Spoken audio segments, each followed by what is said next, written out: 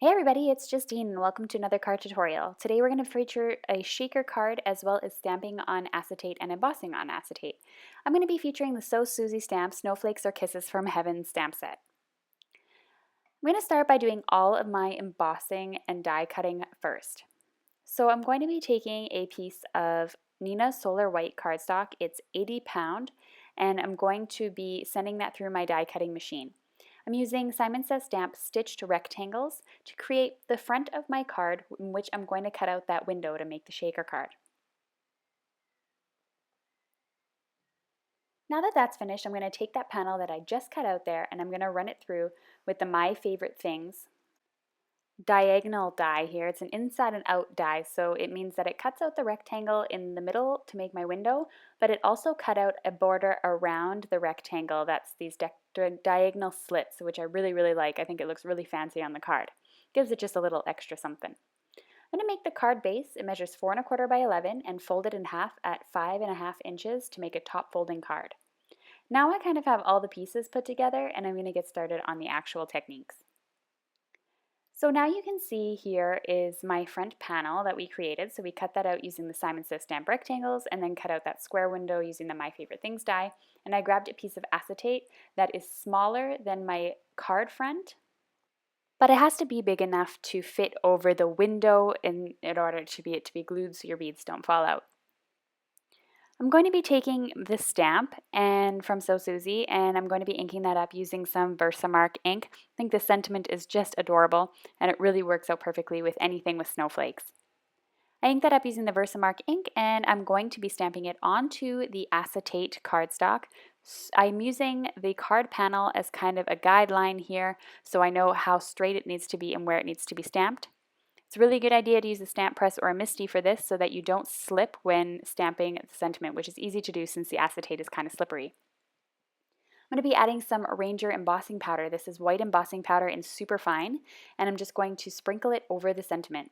I'm going to give it a tap off the back to remove any excess powder that's sticking there. I'm going to heat emboss this now. And just let you know that if you really like the card tutorial that I have today and my Christmas card tutorials, I'm running a Christmas card tutorials class for 2015 in which you receive 40 videos just like this with printable instruction guides, supply lists, giveaways, and everything, all for just $25. So you can click on that in the corner there if you're interested. Now I'm going to attach my acetate onto my card front using Tombow Mono liquid adhesive. Now I have to say, it never happens, or it rarely happens, that I make a shaker card without making a mistake, just because there's so many steps involved. For me, it was forgetting to add the patterned paper to the card base so that you can actually see the sentiment. So at the moment, you would actually attach your patterned paper to the card base instead of putting this 3D foam tape on right away. So I'm adding the 3D foam tape, and then I'm going to be adding all of my shaky stuff into the foam tape. Now remember, your pattern paper should be down at this point, exactly underneath the foam tape that you see here. I ended up having to do a little bit of card surgery after that because I realized you can't see the sentiment when it's white on white. I'm adding some beads from Simon Says Stamp and some sequins from Doodlebug, and then I put my card front onto the card base. And that's the point where I realized you can't see the sentiment. Go me. Really need bloopers for my videos, I've said that before. So I had to take off my card front and attach some patterned paper. It wasn't that big of a deal since the foam wasn't exactly fused yet with the actual card.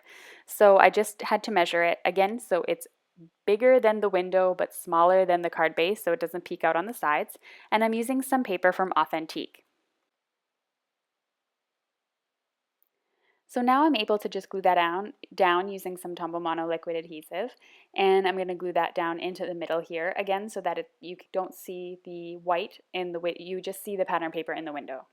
Here's all my beads and everything that I had to take out of my shaker card from before. I'm just going to lay those flat in the middle here so that I can place the card panel just on top. But again, if you don't forget the step to put on the pattern paper, then this is not nearly as complicated as it looks at the moment. Let me know below in the comments how you do with shaker cards. Are there things you forget? Do you have any funny moments? Please leave a comment and let me know. I love to read your stories. I'm going to add my card front onto my card base now. Give it a little shake. It works all well and it looks really beautiful. I absolutely love that sentiment and the embossing look on the acetate. I'm just going to add a Simon Says Stamp Ryland snowflake die cut here for effect. I'm going to glue that into the corner so that some of the little parts of the flake are over top of the acetate. Just gives it another extra special look. So that's the end of my card tutorial today. All the supplies used are linked to below in the video description or on my blog or on the eye in the corner if you're using a mobile device.